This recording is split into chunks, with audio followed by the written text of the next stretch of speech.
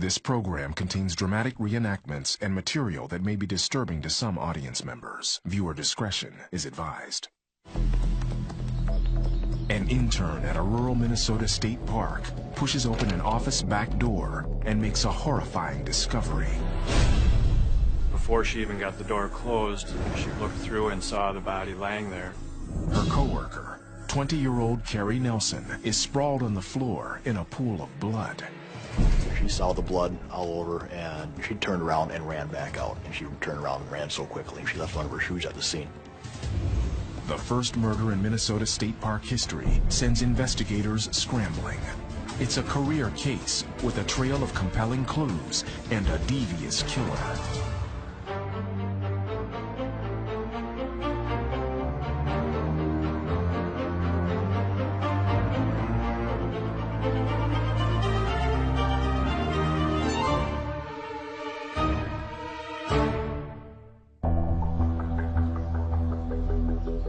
Investigators from the Sheriff's Office and the Minnesota Bureau of Criminal Apprehension arrived to process the crime scene.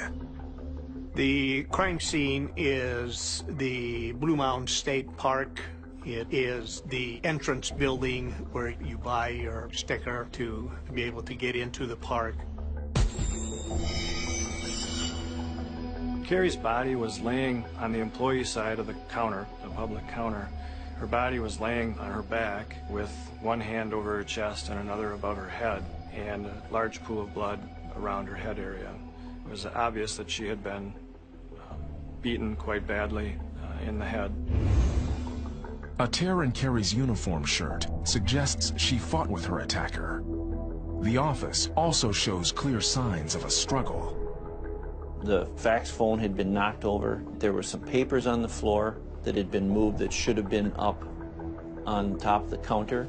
The chair that the employees would use when they were sitting at the counter had some broken pieces of the arm on the floor and actually on top of Carrie's body. On the floor, near Carrie's body, are a man's broken watch and a pack of Doral cigarettes.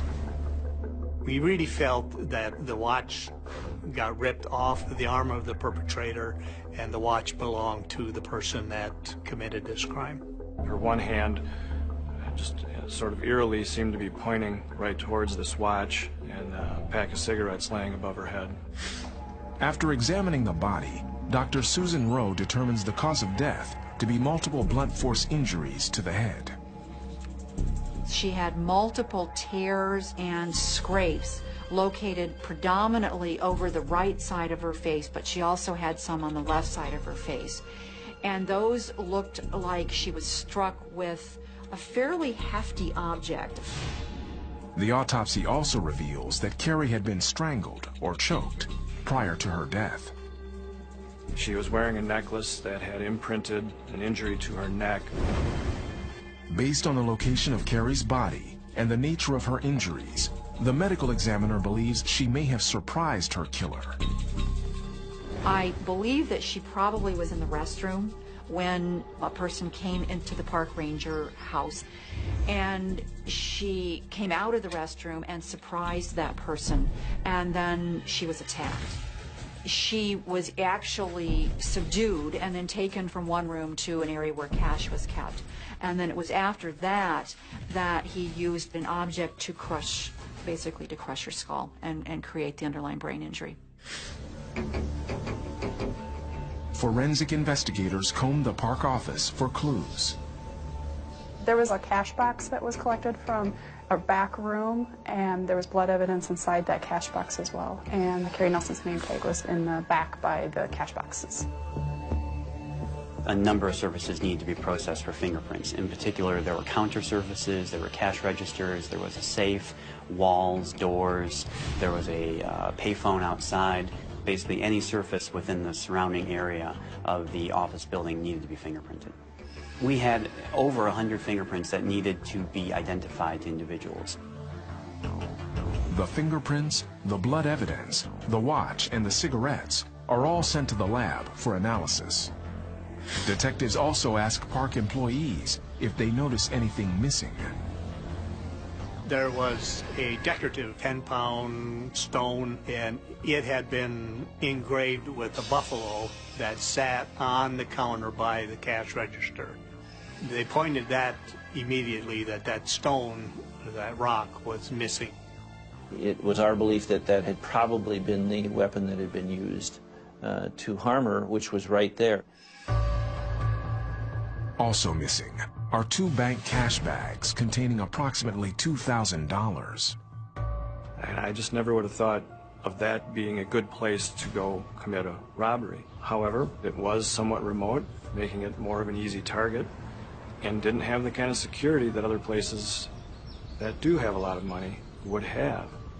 We also knew from our investigation that that safe could be seen from the public area of the countertop, so that anyone coming in there would or could, if they're looking, see that there is a safe back there.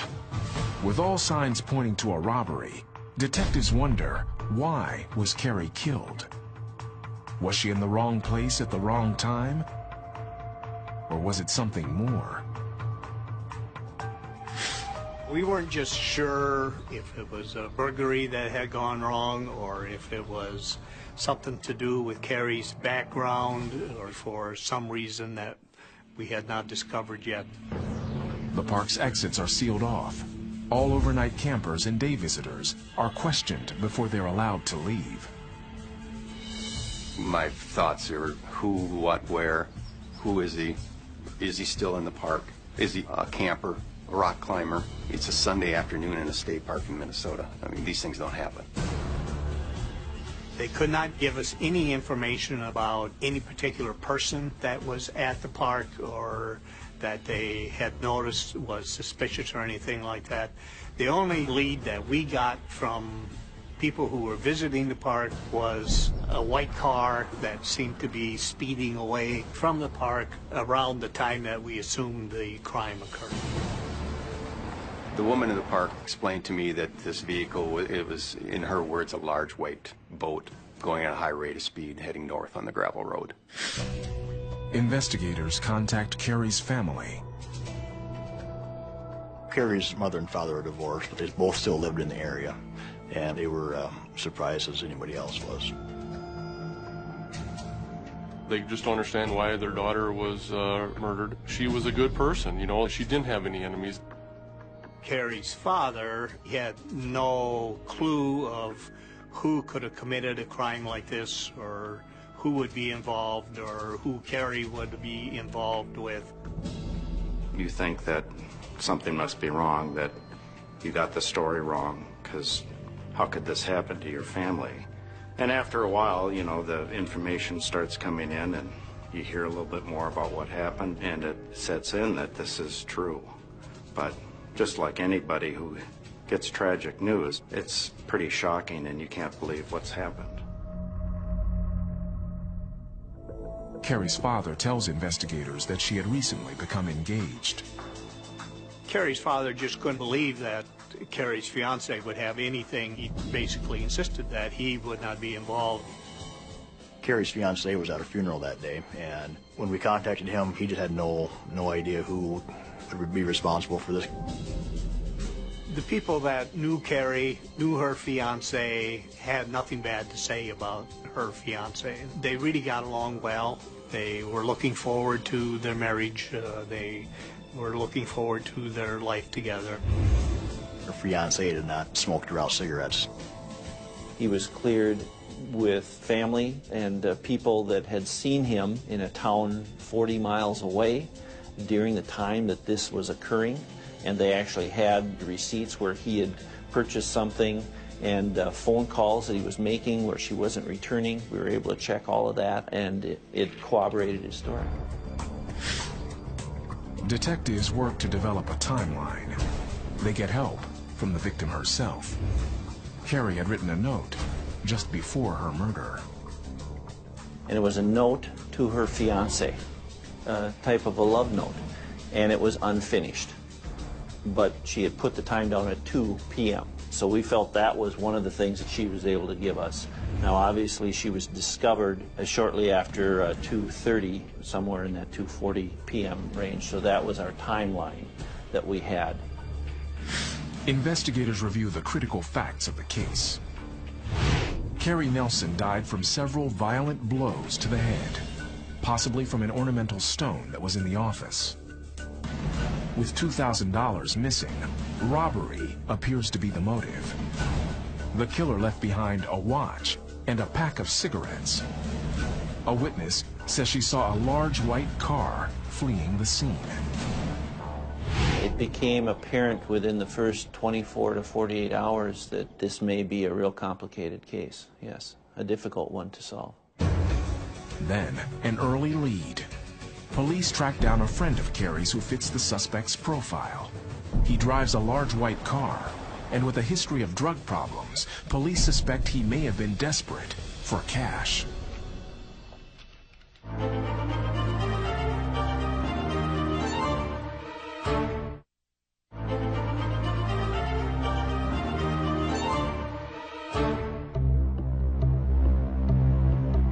When 20-year-old Carrie Nelson is found murdered in the office of the Blue Mounds State Park, the nearby community of Laverne, Minnesota is stunned. Last time we had what we believe to be possibly a homicide was approximately 25, 30 years ago. We don't have that type of crime happening here in Rock County. Shocking is almost cliche. I think some of the major media talked about the fact that this town was shaken to the core, and it was in the sense that we don't have murders here. Just doesn't happen here, and that it happened to this family in the park and under those circumstances. One of the park workers that knew Carrie well, she refused to go there alone to work. She feared for her life every day she went to work. Carrie was working her second summer at Blue Mounds. Carrie was a sweet girl who had a great summer job. You know, she was always fun to talk to when you come in and always had a smile on her face. The co-workers really couldn't give us any information on who would target Carrie for any type of revenge or any type of dislike towards Carrie. It became very apparent by interviewing most of the state park employees that, especially the ones that worked with her, they were just devastated by what occurred. Also devastated are Carrie's friends and family. You're trying to process this whole situation at first, and your mind just doesn't go there. Carrie was a beautiful young girl. She was 20 years old. She had a lot of friends. She was very popular. She was at that age where she was starting to plan for her future. Carrie's friends would say the same thing, that Carrie was just a wonderful person and could not understand why anyone would kill Carrie. A search of Carrie's apartment yields little useful information. We didn't discover anything but the personal things that she was getting ready to do. She was looking at getting married. She was also going to go that day, actually, with another friend of hers to pick some things out for that person's wedding. She had been taking some college courses in Madison, South Dakota, and that did show up too. Meanwhile, a background check on one of Carrie's friends turns up a history of drugs and a large white car. He was a part-time employee, and he had asked her for a date. She had turned him down. We examined his vehicle, both one that he had rented during that day and also his personal vehicle that was in the garage during that day. And we checked all of his friends and acquaintances and contacts through narcotics. He was a big suspect. We were thinking that this could be a drug thing possibly, or a burglary just for the money. But police find no evidence to link him to Carrie's murder. We got his DNA, searched his residence, and not finding him that could have been related to the homicide. After the murder, Blue Mounds State Park closes for a week while investigators scour the area for clues. After 5 days, an officer with the State Department of Natural Resources spots an object in a remote creek. When the murder occurred, this creek had a lot of water running through it, and it was dirty runoff from fields, and so you could not see. 5 days later, things had calmed down, the rains had stopped, the water was clear. So I leaned over the railing and immediately noticed a flat, reddish-colored stone lying underwater. I walked down to the creek and reached out with a shovel, flipped the rock over, and immediately saw the engraving. And this is what we were looking for. Medical examiner Dr. Susan Rowe compares the rock to photographs of Carrie Nelson's injuries. What I did was what's called a one-to-one comparison. I had the photographs of the object matched to scale the photographs taken at the autopsy, and then we were able to look at those photographs and actually even take the photographs from the autopsy and compare them to the actual object. And the rock was quite consistent with the injuries that were present. The evidence is very helpful in identifying what actually occurred during the struggle. We know that Carrie had a blow to the back of her head that would not have been fatal, suggesting that that may have been the first blow and it was from behind. There were at least 5 separate blows to her head, and the medical examiner is able to say that because of the injuries appearing on different planes on her head. The medical examiner confirms that the engraved rock taken from the office was the murder weapon. To detectives, it's an indication the killer acted impulsively. I don't necessarily believe that he planned on killing her when he was approaching the state park. It wasn't until something had gone wrong and he decided that he couldn't leave a living witness. It was probably going to be a career criminal, a repeat offender, a burglar of that type who didn't want to go back to prison. Somebody who was desperate enough to commit this opportunistic act of violence. Investigators review what they've learned. Carrie's attacker used a weapon of convenience, not one brought to the scene. The killer dropped the rock in a stream before leaving the park. Tests on the rock reveal no DNA or fingerprints. This appeared to be sort of a random act, and so there wasn't any real good suspect at that time.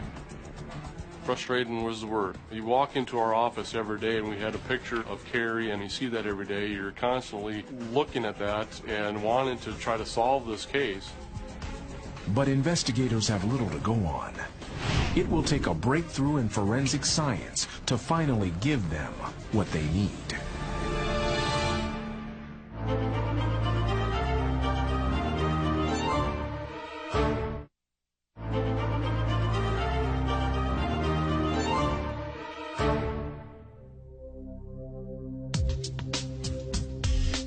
In the weeks following Carrie Nelson's murder, Minnesota state investigators sort through dozens of fingerprints found at the crime scene.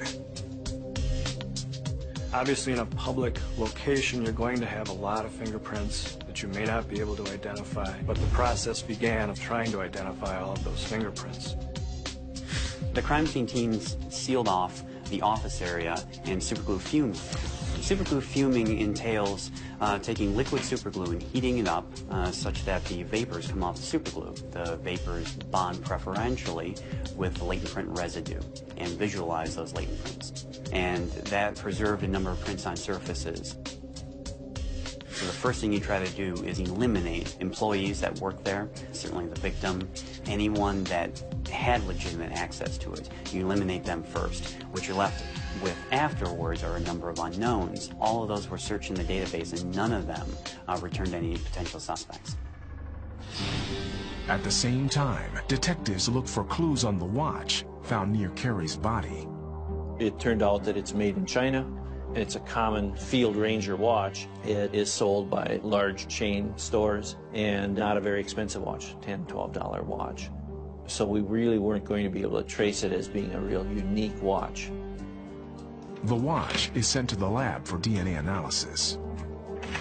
Test results show a mixture of DNA samples from at least 3 different people. Every investigator wants it all, and I certainly wanted pristine, perfect DNA, but that's not what we got. We got a mixture of DNA. Carrie Nelson couldn't be excluded as a possible contributor to that sample in the watch, but then there was at least 2, if not more, individuals that were unidentified at that point.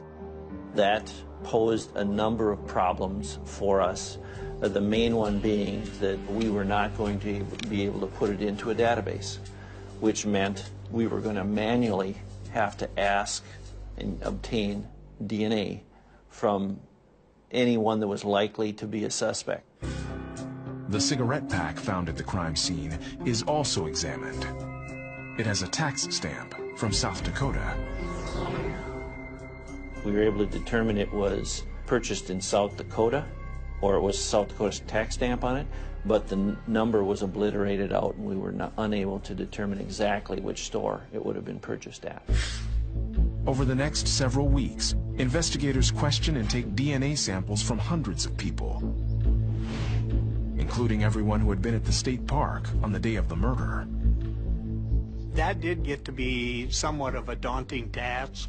There were people from Florida that were at the Blue Mountain State Park that weekend. There were also people from the state of Washington. The investigators continued to submit DNA samples from individuals that they became interested in during their investigation. This case is the most extensive case that we've done at the BCA. We ended up with over 400 items. I myself did over 300 comparisons. Each time we did the DNA profile of the person and they were excluded, so they couldn't have contributed DNA to the watch. It's getting frustrating because you hear about all the other homicides that happen in the state of Minnesota or in the area, and they're arresting somebody within 2 hours or a day or two. This got to be a long adventure, and it was frustrating. As lead after lead comes up empty, the investigation stalls. There were no obvious suspects. Nobody was pointing fingers at the time. And months began to go by, and then years and nothing. I think there was this sense of disappointment that this happened and somebody got away with it. The local community put an engraved marker up inside the park with a prairie wildflower garden around it for people to remember and for the family that she gave everything for us and that we'll always remember her. The waiting and the uncertainty are hardest on Carrie's family. I would go down there every year on the anniversary of her death and try to not forget who she was and what she was like. And then things wear on, so it changes over time. At first you're hopeful, and then that kind of fades away. But detectives aren't ready to give up. 5 years after the murder, they approach forensic experts about retesting the killer's watch. Paul Soplins approached me and asked me if I thought it maybe would be appropriate to try and take some more samples from the watch. Soplin and the other detectives know how much forensic science has advanced in the years since the murder. So I agreed, and I went in and I took some more samples from the watch, one of which was an actual cutting of the band, thinking that whoever was wearing this watch, their DNA was going to be there, embedded kind of down into the nylon band itself. The original DNA test only showed a mixed sample from 3 unidentifiable people. The new test is far more accurate. It identifies the DNA of Carrie Nelson and 2 other specific individuals. It's a major break in the case. So we went ahead and put it into the Minnesota database, but unfortunately we didn't get any hits. Well, it was certainly disappointing, because I really thought, that perhaps we were going to be able to solve this. I was disappointed is what I would say, but not completely frustrated. I just said, okay, is there any other way that we can do this? And Chris did say yes. We can write or request individual states to run it through their databases. The lab sends DNA samples to the states bordering Minnesota. 2.5 weeks later, word comes back from South Dakota. They have a match. One of the samples belongs to a man named Randy Swaney. I was stunned. We were all pretty much overwhelmed. And that was probably the most emotional I had gotten at a case, about a case. Oh, I was very excited. I know exactly the time and the minute that I got that call. It was, 1:30 in the afternoon on the 2nd of April. I'm almost getting tears to my eyes right now because of thinking about how much excitement there was, because we knew at that point 99.99% DNA was correct. But one DNA profile from the watch remains unidentified. I had been pretty familiar with the profile, and I noticed that it looked to be a mixture of a male and a female. And so I actually then contacted the South Dakota lab and said, I think there's a female's DNA. And so my colleague in South Dakota found 2 individuals that were either related to or married to Randy Sweeney, and those samples hadn't been tested yet. So she went ahead and tested the samples. Tests reveal that the unidentified DNA profile recovered from the watch belongs to Randy Sweeney's wife. But even with the DNA matches, detectives know the case is far from solved. That only was the beginning. We were now going to have to start circling to see just what Randy Sweeney was about. The watch has finally yielded a clue. But the question remains, do investigators have a case or just a coincidence? Well, we wanted to talk to you about, possible crimes you may be able to help us with, or that you could be involved with. I don't know.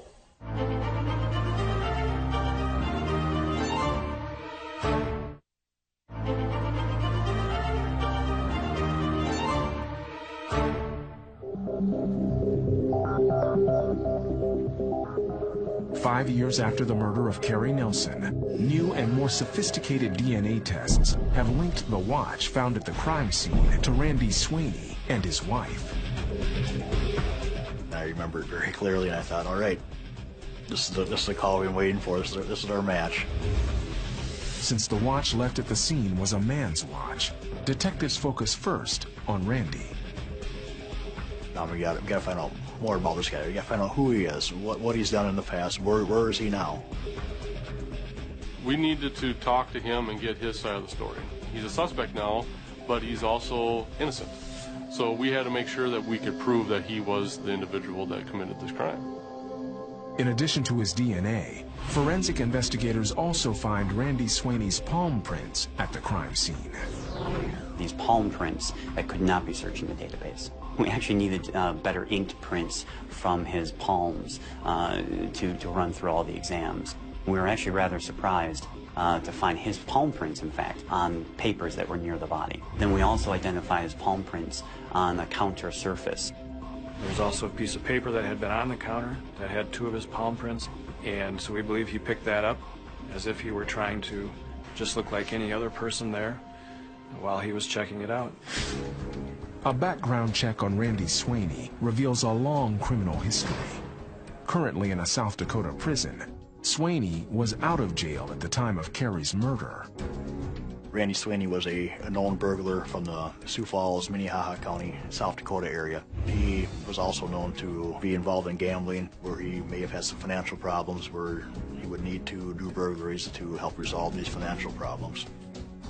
He was just a common criminal as far as I'm concerned. He was an individual that would go out and case a place before he would go burglarize a place. He would make sure that when he burglarized the place or robbed the place, that it would be worth his time. He was what you would call a caser. He'd also done some carpet laying in the past in Laverne, and it's possible that he may have been to the state park prior to this, or had learned of it anyway, and was now looking for another place to burglarize.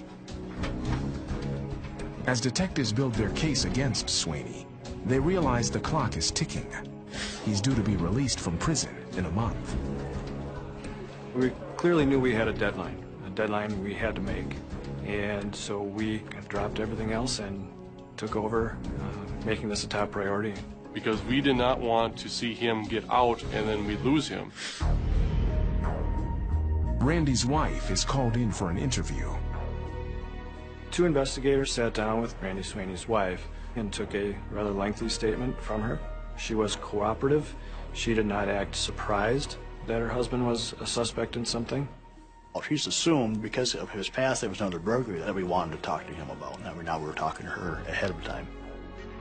Randy's wife is shown a photo of the watch found at the crime scene. She looked at the watch and goes, "That's Randy's watch." Without realizing it, she implicates her husband in a murder. She also indicated that on occasion she had worn it because she has to take blood pressure, and so she would use his watch occasionally, which explained why her DNA would be on it. Detectives confront Randy's wife with the truth. The watch was found at the scene of a murder. She immediately broke down and started crying because, like I said, now she knew the severity of what we were dealing with. She was obviously very frightened about the fact that her DNA was found on the watch as well. Randy's wife quickly decides to cooperate. Though she doesn't recall the day of the murder, she admits having owned a large cream-colored car. She also says Randy smoked the same brand of cigarettes that were found at the crime scene. She also indicated that Randy at that time period in their life smoked whatever was cheapest. And she specifically mentioned Doral Light 100s as being a brand of cigarette that she and Randy would smoke. The investigators are now certain Randy Swaney is the killer. None of our other leads ever came like this. She was saying, that's his watch. And he smoked Doral's. We just needed one piece. And now we're starting to get all these pieces. It was hard not to express yourself to the community and to your family because we knew that we had to keep this quiet. But in reality, we knew that this was something huge for us. For investigators, it's time to visit Randy Swaney in jail. I'm Paul Soplin. I'm an agent with the State Crime Bureau of Minnesota. And Randy, we investigate crimes all over Minnesota type of thing. And we wanted to talk to you a little bit about some things here that had come up. Well, I don't know. I mean, what? I don't understand. I guess, first of all, I'd like to know what's going on. As soon as he hears who we are, I see, although it doesn't really show on camera, but I see what I think is a noticeable change in his demeanor, of being a little bit more stiff or tense. Well, we wanted to talk to you about, possible crimes you may be able to help us with, or that you could be involved with. I don't know, that type of thing. So that's what we wanted to talk to you about. But, you having those rights in mind, you got to decide now. You can stop answering at any time, and that's what I told you. So. Right. Yeah, and at this point, I guess I would like to have a lawyer because I don't understand what's going on here. Because he wouldn't talk to us, I decided I was not going to tell him why I was there. All right. I guess we are finished. We would like to talk to you. I mean, it's something that, can put you in or put you out. But why? I don't understand. Well, I don't know if we tell them. It's in regards to a case in Rock County, Minnesota. Rock County? Yeah. 2 years. Okay. But you lawyered up, so, if you don't want to talk to us, if you change your mind, then you can call us. The following day, in lockup, Swaney calls his wife. What are you doing? Nothing. You're not coming up to visit? No. Why not? I was talked to yesterday by detectives. Okay, about what? I don't know. What was it about, Randy? I don't know. They found my DNA and your DNA on a watch in Minnesota in some campground called Blue Mound. Okay, they didn't tell me that. Well, that's what they told me. If I'm going to end up going to prison for the rest of my life for something that I didn't do and you did, I'm going to be mad. I'm more mad now. Because there's something else you're not telling me. No, it's not. How in the hell do they have our DNA on a watch? I have no idea. What do you mean you have no idea? I've not been in Minnesota. Have you? No. How about May of 2001, Randy? Like shortly after we got married? I don't believe. No. Don't play stupid, Randy. This is serious. You know something, Randy. You have to tell me. I'm going to end up going to prison for something I don't know nothing about. You can tell by the tone of her voice and the things she says to her husband that she is very upset about this. And she really takes him to task. What happened May 20th, Randy? It was on a Sunday. It was a week before Memorial Weekend. I don't know. At Blue Mound. I don't know. Somewhere in Minnesota. I've never been there. Somebody has our DNA on the watch. He just tries to assure her that he's never been to this park, that he didn't do it, and that he may have just lost his watch is his eventual explanation, that it may have come off while he was working somewhere. Angry at Randy, she also wants to prove her innocence. Randy Sweeney's wife was actually at work that day, and all day, so she had a solid alibi. And so basically we were able to eliminate her even though her DNA was on the watch. After her interview, Randy's wife gives detectives several photographs. In one of them, Randy's wearing a watch identical to the one found at the crime scene. In another photo, there's a pack of Doral cigarettes. There's an old saying, of course, that a picture is worth 1,000 words. Those pictures were worth many more than that.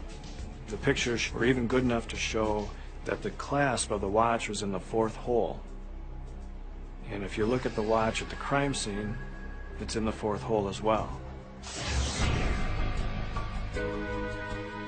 Carrie's family is notified of the news. It appeared that they had their man at that point. That was a relief that that they caught this guy. I remember Stan saying, "I'm numb. I'm just numb from it." But both of them were very grateful for our efforts, and I apologize for taking so long. But, you know, they're pleased with the outcome. On May 8, 2007, 6 years after the death of Carrie Nelson, murder charges are filed against Randy Sweeney, just one day before his release from prison. Finally, there was a suspect. I don't think anybody reacted to the suspect, you know, as Randy Sweeney. Nobody knew him, but we felt like we could exhale. Prosecutors feel confident. But this is Rock County's first murder trial in 3 decades. Is there enough evidence for a jury to convict? Get more solved online.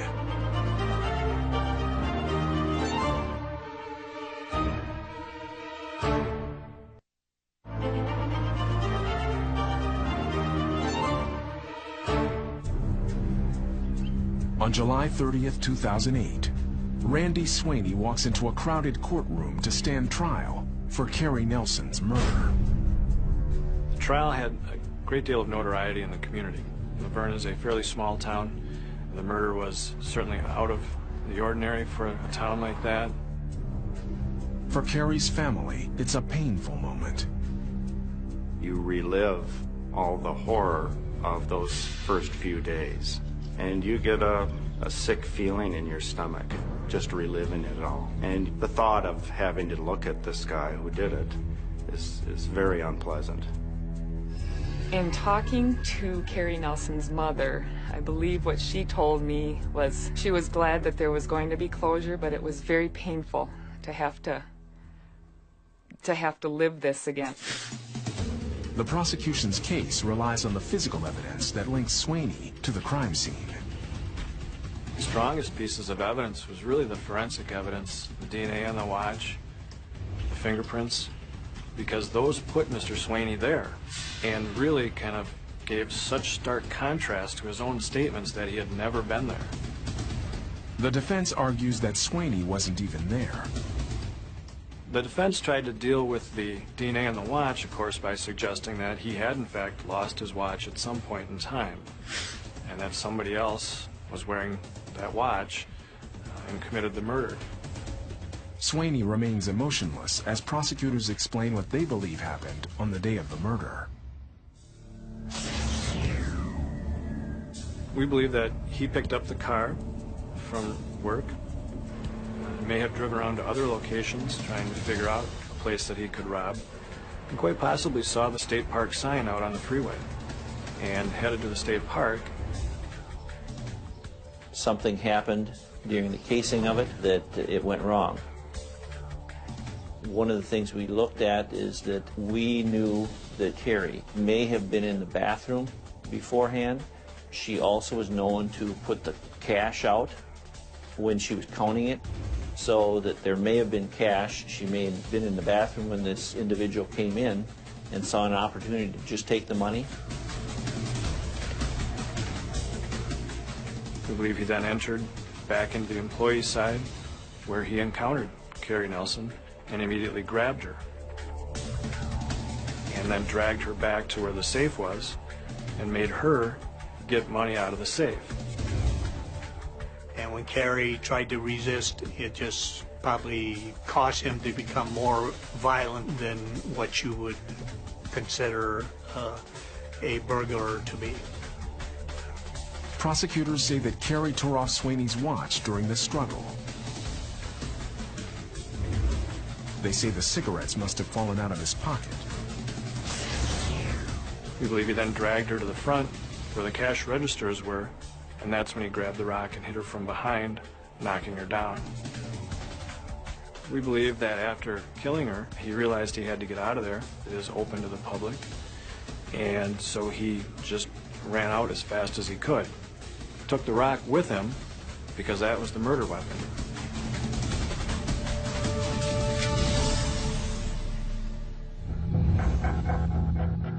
After a trial lasting just 2 weeks, Randy Swaney is found guilty of first-degree murder. The next day, he is sentenced to life in prison without the possibility of parole. When the verdict was read, Mr. Swaney showed absolutely no emotion. He sat still and without any expression on his face. And in fact, the next morning, when the judge sentenced him to life without parole, Mr. Swaney denied that he was guilty of it. That I did not kill Carrie Christine Nelson. And that was the only reaction or expression that he gave. What's hard for me and hard for our family is that this is the last place in the world you think a tragedy like this is going to happen. We all miss Carrie. She was a beautiful young woman with her future ahead of her. I spend a lot of time up in the park, and it's just a beautiful place to be. And I still am sad that such a horrible, dirty thing happened there, in that beautiful place on Earth. For investigators, the longest case of their careers had finally come to an end. There's so many cases now that are being solved by DNA. That is extraordinary in our day and age. However, I also know that it doesn't replace the gumshoeing that police have to do, and you still have to do the work. This case really stands out in my mind because of the amount of work that went into it, because of the issues involved in the case, because of the very human aspect of this case. Carrie Nelson was truly an innocent person just doing her job when her life was brutally taken from her. So you think, well, homicides can't happen in Rock County, but now you have to take it seriously. It's always in the back of your head as to what somebody you're talking to today might be capable of doing tomorrow, and it just changed my view of law enforcement completely and how I approach my job every day.